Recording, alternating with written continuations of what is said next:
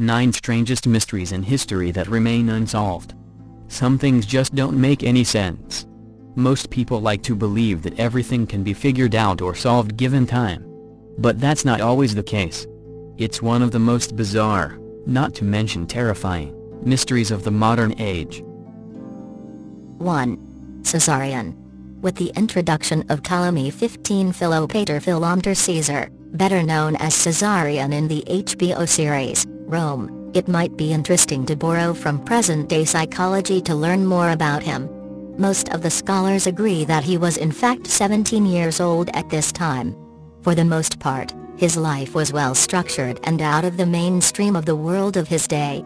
His mother was a very powerful woman and could provide both protection and a belief system in the boy which would not have prepared him for the life and times outside the palace in Egypt during his early years. He would not have been able to associate with other children other than his infant siblings. He would be surrounded with slaves and sycophants. His word was law. He had, as did his mother Queen Cleopatra, the power of life and death. He saw himself as being a godlike figure. All of this was being reinforced year after year, and by the time he reached 17, it was set in stone. He was the son of one of the most powerful men in the ancient world. His mother was powerful as well as being intelligent and capable. It could be that he saw himself as being constantly surrounded by a strong force field of protection. He was born into a period of relative tranquility. Egypt and Rome had a workable alliance. He had no reason to be apprehensive about anything. Proclamations during the early years of his life made him co-regent with his mother as well as the ultimate ruler of the entire Roman Empire as the son of Julius Caesar. This certainly posed a major problem for Octavian.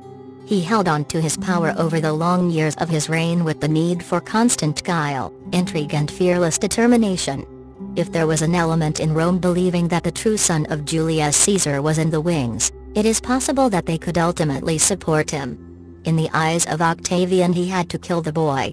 Very poor judgment on the part of his mother, Queen Cleopatra, led to war with Rome and the ignominious defeat of Egypt. Both Cleopatra and Mark Antony committed suicide. There is some academic speculation regarding Caesarion. Some historians believe that his mother, seeing the handwriting on the wall, arranged for him to flee to India, or some distant place, to get him out of the reach of the Romans. Some historians relate that the Romans were able to contact him through various messengers, that if he returned to Alexandria, he would be treated in keeping with his rank and would be guaranteed complete safety. His choice was a fatal one. Here is a young man who could trust very few people. He was on the run. His life could not have been in keeping with his customary status of the past 17 years. Why not trust the Romans? Why would they want to harm him? Surely going back to palace life would have its rewards by comparison to the unknown which he doubtless was presently facing. He decided to believe the Romans and returned to Alexandria and was promptly killed. He was unsophisticated in the world of intrigue. He was naive, and this caused his death. Could he have escaped the Romans if he continued to hide from them?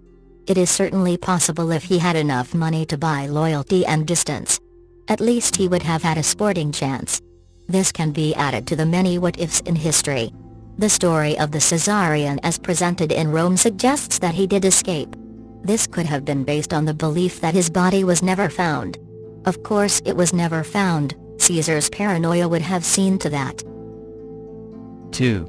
Benjamin Bathurst. He was there 1 minute and then he was gone. 1809 was not a good year for traveling in Europe. Various countries were declaring war on each other and then later, perhaps, convincing former enemies to take sides against someone else. Benjamin Buthouse, a minor British diplomat, was to discover how volatile the European situation really was. In an attempt to return safely to Britain, Bathurst and an attendant were traveling under assumed names on the day of November 25, at which time they arrived at Perleberg, near Berlin. Bathurst requested that fresh horses be obtained for his chaise, and then Bathurst and the attendant retired to a local inn called the White Swan. At the inn Bathurst dined, and afterwards he retired to a side room where he wrote out some correspondence and, curiously, hastily burned other pieces of paper in the room's fireplace. Perhaps deciding it would be safer to travel relatively unseen after dark. At 9 p.m. Bathurst and his attendant were told that the new horses were ready and the chaise could go at any time. The next events would lead to critical examinations in the months to come. Bathurst left the inn first. He was followed closely by his attendant. Someone at the inn may have watched the couple approach their chaise. Instead of going into the chaise from the side closest to the inn, Bathurst walked toward the front of the horses, in order to go around them and get into the chaise on the far side. Bathurst's attendant followed him. Upon reaching the far side of the coach seconds later, the attendant saw no sign of Bathurst. Bathurst was not in the chaise nor was he anywhere around it. The attendant and local men searched the area for an hour, but there was no trace. Bathurst had vanished. Being the time before wire communications and, due to the various battles springing up all over Europe, it would take several weeks for news of Bathurst's disappearance to reach England. On November 26, the Pearlberg authorities searched the nearby river for clues but came up empty. During a house-to-house search the following day, Bathurst's heavy coat was found in the outhouse of a local family named Schmidt. On December 16, 2 women in some woods near Pearlberg found Butthouse's pants. The pants had 2 bullet holes in them, although there was no blood, suggesting that the bullets had been fired through the pants, after they were removed from Bathurst's body. Bathurst's wife traveled to Pearlberg but found no clue as to the whereabouts of her husband. She offered a large reward for information about the disappearance, which unfortunately caused numerous people to come forward with information in order to get the reward. The most commonly held belief nowadays is that Bathurst fell among thieves and was murdered for his fine coat and the money he had on him. The fact that a member of the Schmidt family worked as a servant at the White Swan lends credence to this theory, although some postulate that Bathurst may have forgotten his coat in his hurry to leave the inn and Schmidt took the coat after Bathurst had vanished. All search efforts were for naught. The ultimate fate of Benjamin Bathurst is unknown. 3. The Lost Inuit Village. On a bitterly cold night in November 1930, a Canadian hunter by the name of Joe Bell walked into a village on the shores of Lake Anjikuni. Lake Anjikuni lies near the Kazan River in the Kivalliq region of Nunavut, Canada. He was exhausted and cold, but happy. He was on good terms with the Inuit residents of the village, and knew he would gain shelter there for the night. But something was wrong. An eerie silence had descended over the village, and not a single soul was to be seen, not even a dog. As he traipsed from cabin to cabin, a horrible truth dawned upon him: the place was absolutely deserted. There was only one person in the village, himself. Stranger still, in one residence he found a pot of steaming stew still bubbling on the stove. The clothing of the residents was all in place, something they would never have left behind, given the weather, and many sleds could be seen lying around. Wherever the people had gone, they must have gone on foot, he concluded. However, when he circled around the outskirts of the village, there wasn't a single footprint in the snow. As LaBelle pondered over the enigma, he realized that he was suffering from frostbite. He stumbled to the local post office and managed to send a telegraph to the Royal Canadian Mounted Police, who promptly dispatched several officers to investigate. As they searched the village, they stumbled upon something truly bizarre. The local graveyard had been desecrated. Every corpse had seemingly been disinterred and removed. It wasn't just the living who had been taken, but the dead. Further investigation uncovered a team of sled dogs buried under the snow. They appeared to have died of starvation. The final mystery was about to manifest itself. On the horizon, the officers of the RCMP could see an intense, blue, pulsating light. After several minutes it faded from view and did not return. 3 miles away, and several hours earlier, a fur trapper by the name of Armand Laron and his 2 sons were heading for shelter in a nearby cabin, when they were astonished to see above their heads a cigar-shaped object drifting silently overhead. Before they could react, the object morphed into a bullet shape and headed off in the direction of the Anjikuni village. They went to the cabin as planned, and were surprised when they were joined by a detachment of RCMP officers who told Armand that they were heading to Lake Anjikuni to deal with a problem. The RCMP have dismissed the story out of hand. On their website they say, the story about the disappearance in the 1930s of an Inuit village near Lake Anjikuni is not true. An American author by the name of Frank Edwards is purported to have started this story in his book Stranger Than Science. It has become a popular piece of journalism, repeatedly published and referred to in books and magazines. There is no evidence, however, to support such a story. Unfortunately, this dismissal appears to contain a number of glaring inaccuracies. Reporter Emmett Kelleher is said to have published an account of the mystery in December 1930 in the newspaper La Pa, Manitoba. Just the day before, another paper, the Danville Bee, seemingly scooped the story. The earliest report, as far as I can determine, appeared in the Halifax Herald on November 29, 1930. The idea that Frank Edwards invented the story is, quite simply, untrue. We also know that, contrary to earlier denials, the police did investigate the disappearance immediately. Unfortunately, the officer who carried out the investigation simply spoke to the owner of a trading post several miles away who hadn't even heard of the village, let alone the disappearance. Next week I'll attempt to figure out just what did happen to those missing villagers. 4. Lieutenant Felix Moncla. The channel that connects Lake Superior with the other Great Lakes flows through the Sioux Locks near Sault Ste. Marie, Michigan. On one side of the channel is the U.S., and on the other side is Canada. The fact that this area is on the U.S. national border makes it a restricted airspace. As such, it was monitored by the Air Defense Command in 1953. On the evening of November 23, 1953, an Air Defense Command ground intercept radar controller at Truax AFB became alerted to an unidentified target over Sioux Locks. He sounded the alert, and an F-89C Scorpion jet was scrambled from nearby Kinross Field. The jet was piloted by First Lieutenant Felix Moncla, Jr., with Second Lieutenant Robert Wilson in the rear seat as radar operator. Ground control vectored the jet toward the target, noting that the target changed course as the F-89 approached it at over 500 miles per hour. Lieutenant Wilson had problems tracking the target on his onboard radar, so ground control continued to direct the jet to the target. For 30 minutes, the jet pursued the radar blip and began to close the gap as the UFO accelerated out over Lake Superior. As ground control watched, the gap between the two blips on the radar screen grew smaller and smaller until the two blips became one blip. Ground control thought that Moncla had flown over the target and that the two blips would separate again as he moved past it. That didn't happen. Suddenly, the single blip flashed off the screen and the radar screen was clear of any return at all. Frantically, ground control tried to contact the F-89 by radio. There was no response. Marking the last radar position, ground control dispatched an emergency message to search and rescue. That last sighting was about 70 miles off Quinault Point in Upper Michigan, at an altitude of 8,000 feet, approximately 160 miles northwest of Sioux Locks. After an all-night air-sea rescue search, not a trace of the plane or the men was ever found. No debris, no oil slick, nothing was ever found. Officials at Norton Air Force Base Flying Safety Division issued a statement that the pilot probably suffered from vertigo and crashed into the lake.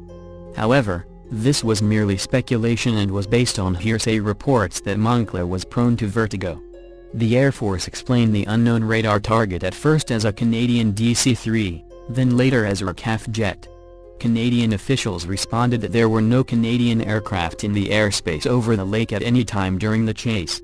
The Air Force finally stated that the F-89 had exploded at high altitude, ignoring the fact that this would have left a lot of debris on the lake surface. NICAP investigators found that mentions of Moncla's mission, chasing an unidentified target, had been obliterated from official records. Project Blue Book files simply listed the case as an accident. Off the record, those that were present in the ground control radar room that day have expressed other opinions. They think that whatever the F-89 was chasing directly caused the disappearance of the jet. 5. Legion IX Hispana. The disappearance of Rome's 9th Legion has long baffled historians, but could a brutal ambush have been the event that forged the England-Scotland border, asks archaeologist Dr. Miles Russell, of Bournemouth University. One of the most enduring legends of Roman Britain concerns the disappearance of the 9th Legion. The theory that 5,000 of Rome's finest soldiers were lost in the swirling mists of Caledonia, as they marched north to put down a rebellion, forms the basis of a new film, The eagle, but how much of it is true? It is easy to understand the appeal of stories surrounding the loss of the Roman 9th Legion, a disadvantaged band of British warriors inflicting a humiliating defeat upon a well-trained, heavily armored professional army. It's the ultimate triumph of the underdog, an unlikely tale of victory against the odds. Recently, however, the story has seeped further into the national consciousness of both England and Scotland. For the English, the massacre of the 9th is an inspiring tale of homegrown David successfully taking on a relentless European Goliath. For the Scots, given the debate on devolved government and national identity, not to say the cultural impact of Braveheart, the tale has gained extra currency, freedom-loving Highlanders resisting monolithic, London-based imperialists. The legend of the 9th gained form thanks to acclaimed novelist Rosemary Sutcliffe, whose masterpiece, The Eagle of the 9th, became an instant bestseller when published in 1954. Since then, generations of children and adults have been entranced by the story of a young Roman officer, Marcus Aquila, traveling north of Hadrian's Wall in order to uncover the truth about his father, lost with the 9th, and the whereabouts of the legion's battle standard, the Bronze Eagle. The historians have dissented, theorizing that the 9th did not disappear in Britain at all, arguing both book and film are wrong. Their theory has been far more mundane. The legion was, in fact, a victim of strategic transfer, swapping the cold expanse of northern England for arid wastes in the Middle East. Here, sometime before AD 160, they were wiped out in a war against the Persians. But, contrary to this view, there is not one shred of evidence that the 9th were ever taken out of Britain. It's just a guess which, over time, has taken on a sheen of cast iron certainty. 3 stamp tiles bearing the unit number of the 9th found at Nijmegen, in the Netherlands, have been used to support the idea of transfer from Britain. But these all seem to date to the 80s AD, when detachments of the 9th were indeed on the Rhine fighting Germanic tribes. They do not prove that the 9th left Britain for good. In fact, the last certain piece of evidence relating to the existence of the legion from anywhere in the Roman Empire comes from York, where an inscription, dating to AD 108, credits the 9th with rebuilding the fortress in stone. Sometime between then and the mid-20th century, when a record of all legions was compiled, the unit had ceased to exist. But what happened to the 9th? The early years of the 2nd century were deeply traumatic for Britannia. The Roman writer Fronto observed that, in the reign of the Emperor Hadrian, AD 117 to 138, large numbers of Roman soldiers were killed by the British. The number and full extent of these losses remain unknown, but they were evidently significant. The anonymously authored Augustan history, compiled in the 3rd century, provides further detail, noting that when Hadrian became emperor, the Britons could not be kept under Roman control. The British problem was of deep concern to Roman central government.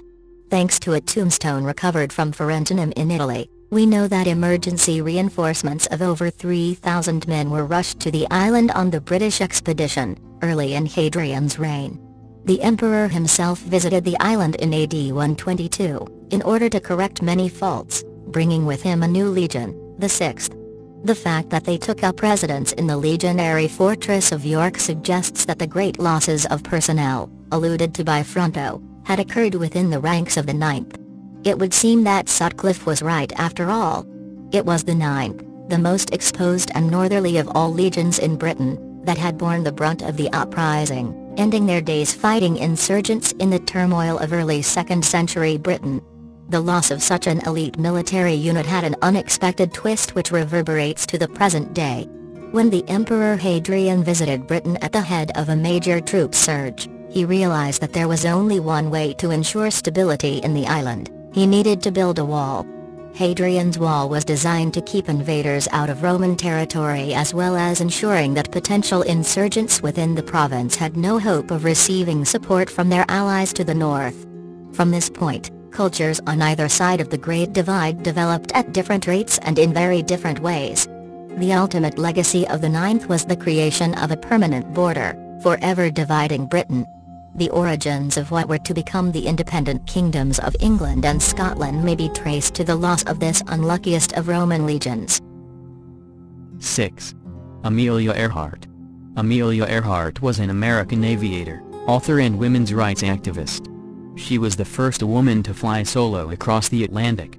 Her disappearance in 1937 during an attempt to fly around the world is a mystery that continues to intrigue people worldwide. Amelia Mary Earhart was born in Atchison, Kansas, on July 24, 1897. During Christmas vacation in 1917, she went to visit her sister in Toronto. One day, at an aviation expo, a pilot flew his plane near her. Later, she said, "I believe that little red airplane said something to me as it swished by." In December 1920, Earhart attended an air show in Long Beach, California. She took a short plane ride, and that 10-minute flight changed her life. "By the time I had got 200 or 300 feet off the ground, I knew I had to fly," she said. Just 6 months after she began flying lessons, she purchased her first plane, a bright yellow, second-hand biplane that she named the Canary. She soon achieved the world altitude record for women pilots, 14,000 feet, in October 1922. In 1924, however, her parents divorced, and her family's financial troubles forced Earhart to sell the Canary. She ended up working in Boston.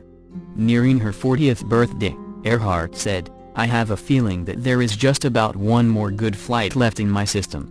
She hoped that it would be a flight around the world. She wanted to be the first woman to do it. On June 1, 1937, Earhart and her navigator, Fred Noonan, departed from Miami with great fanfare. They began the 29,000-mile journey heading east. After 29 days of flight, they touched down in New Guinea. The remaining 7,000 miles would be done over the Pacific. The plan required landing on Howland Island, located between Hawaii and Australia and 2,556 miles away from Lee. At only 1.5 miles long and half a mile wide, Howland Island was a difficult spot for landing. Special navigation precautions were taken, including establishing radio communication with U.S. Coast Guard ship Itasca off Howland Island. At 10 a.m., Earhart and Noonan took off from Lee. They encountered problems with overcast skies and rain showers early on. Some witnesses reported that the radio antenna may have been damaged, and other experts suggest that their maps may have been inaccurate. As they neared Howland Island, they were unable to make sufficient connection with the Itasca or to land on the island. Earhart's last communication was at 8:43 a.m., "We are running north and south." Though the Itasca began a rescue attempt immediately and the search continued for weeks, nothing was found. On January 5, 1939, Earhart was declared legally dead. For a long time, the most likely explanation was that the plane ran out of fuel and the flyers ditched or crashed and then died at sea. More recently, another theory has gained some traction. It holds that the flyers landed on uninhabited Nicamero Island, formerly called Gardner Island. According to the International Group for Historic Aircraft Recovery, (TIE), Earhart and Noonan survived on the island for several weeks. They caught fish, seabirds and turtles and collected rainwater. Earhart died at a campsite on the island's southeast end. Noonan's fate is unknown. This theory is based on on-site investigations that have revealed improvised tools, bits of clothing, plexiglass and an aluminum panel. In May 2012, investigators found a jar of freckle cream that some believe could have belonged to Earhart. Additionally, reports of lost distress calls have been reported. Also, in 1940, a British Colonial Service officer found a partial skeleton on the island, as well as a campfire, animal bones, a sextant box and remnants of a man's shoe and a woman's shoe. The officer thought he may have discovered Earhart's remains, but a doctor believed the skeleton to be male, and American authorities were not notified. The bones were later lost. Recent computerized analysis of the skeleton's measurements suggests that the skeleton was probably that of a white, Northern European female. TIE has led several expeditions to the island and found artifacts that suggest they were left by an American woman of the 1930s. The organization plans more expeditions in the next few years. A new expedition to Nicamero Island is set for June 2015, according to an announcement by TIE in October 2014. During the 24-day expedition, called Niku 8, researchers will explore an underwater anomaly that showed up in sonar images off the coast of Nikumaroro during a 2012 expedition. Because the blip on the sonar is located at a depth of 600 feet, 183 meters, beyond what scuba divers can reach, the scientists will rely on a remotely operated vehicle, ROV, to explore the spot near Nikumaroro. They will also explore the island on foot looking for remains of a campsite. 7. D. B. Cooper. It is a case too baffling for the most experienced investigators in America. But even after the FBI shut the book on the mysterious case of D.B. Cooper, armchair detectives have refused to give up the search for answers. They've continued to investigate who this well-dressed businessman was, why he hijacked a U.S. domestic flight 45 years ago, and how he then disappeared without a trace. 3 scientists who are part of a citizen investigation into the case have revealed that their analysis of a necktie likely left behind by Cooper when he jumped out of a Boeing 727 jet in 1971 could narrow down the hijacker's elusive identity, and blow the now-closed case, the only unsolved hijacking in America's history, wide open. The man known as D.B. Cooper boarded a Seattle-bound Northwest Orient Airlines flight in Portland, Oregon, on November 24, 1971. He had a suitcase with him and sat in seat 18E. Aged in his 40s and dressed in a smart business suit, Cooper calmly ordered a bourbon, lit a cigarette, and put on dark sunglasses. Shortly after takeoff, he handed a note to the flight attendant nearest to him, 23-year-old Florence Schaffner, which said the aircraft was being hijacked and Cooper had a bomb in his suitcase. Cooper sat next to a terrified Schaffner and detailed his demands: 4 parachutes, a fuel truck on standby at Seattle Airport, where the plane was headed, and a second flight to Mexico City. He also demanded $200,000 in cash, estimated to be about $1.18 million today. Cooper opened his suitcase to reveal what Schaffner would later describe as a battery and 8 red cylinders with wires attached. The attendant relayed Cooper's demands to the flight crew, and the crew informed the police. As the plane approached Seattle, the FBI rushed to meet each of Cooper's demands. Then things took another unexpected turn. After the Boeing jet touched down at Seattle Airport, Cooper allowed the 36 other passengers and some crew members to disembark. He stayed on the plane and told the pilot to fly him to Mexico, slowly, while remaining below 10,000 feet. As the jet crept toward Reno, Nevada, for a planned fuel stop en route to Mexico, Cooper opened a rear door and, with the $200,000 cash and a parachute, jumped out. In the 45 years since that event, no trace of Cooper's body has been found, fueling speculation that he survived the jump. Hundreds of theories emerged over the years. Some people said Cooper was a former paratrooper. Various families claimed Cooper was their relative. Someone pointed out the entire hijacking was eerily similar to the events of a 1963 French comic called Dan Cooper. For a while, the primary suspect was John List, who murdered his whole family in Westfield, New Jersey, days before the hijacking. Other former suspects included a Vietnam veteran turned Catholic priest, a transgender mechanic, and a leather worker posthumously accused by his niece. In 1980, a young boy digging in sand north of Portland unearthed bundles of cash that matched the serial numbers of Cooper's ransom money. The cult status surrounding Cooper grew, but the mystery remained. The fascination with Cooper has survived not because of the FBI investigation, but because he was able to do something that not only captured the public imagination, but also maintained a sense of mystery in the world, author Jeffrey Gray wrote in his book Skyjack, The Hunt for D.B. Cooper. But no theory or claim could confirm who Cooper was, why he hijacked the flight, and if he survived his daring jump. In July last year, after one of the longest and most exhaustive investigations in our history, the FBI admitted defeat.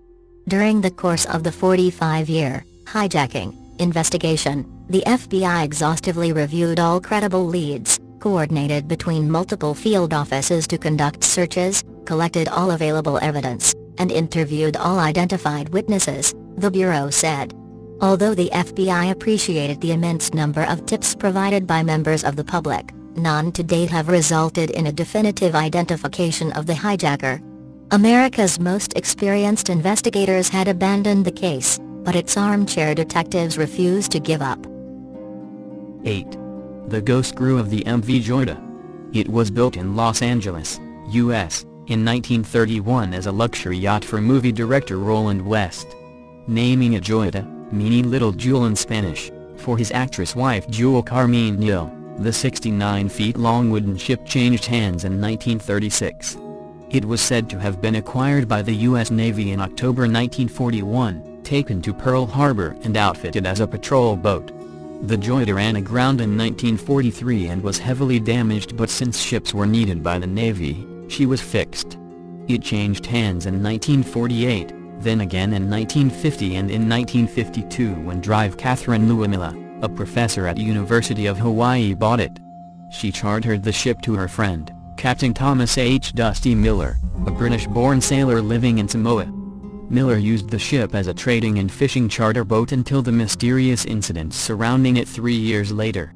There are some ghost ships in the world, but this particular one is known as the Pacific's Ghost Ship.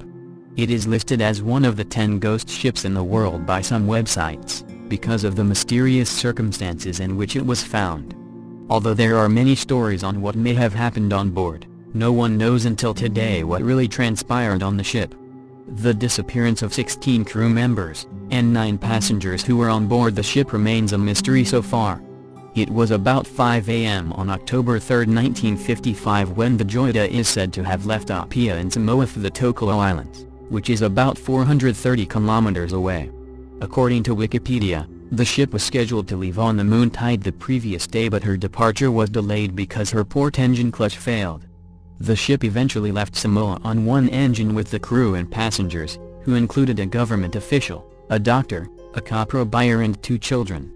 Her cargo is said to have consisted of medical supplies, timber, 80 empty 200-liter oil drums and food items. The voyage was expected to take between 41 and 48 hours and the ship was scheduled to arrive in Tokelau Islands on October 5. On October 6, Tokelau Islands reported that the ship was overdue and no ships or aircraft had reported receiving a distress signal from the ship's crew. A search and rescue mission was launched, and from October 6 to 12, a Royal New Zealand Air Force plane covered about 100,000 square miles of ocean during the search.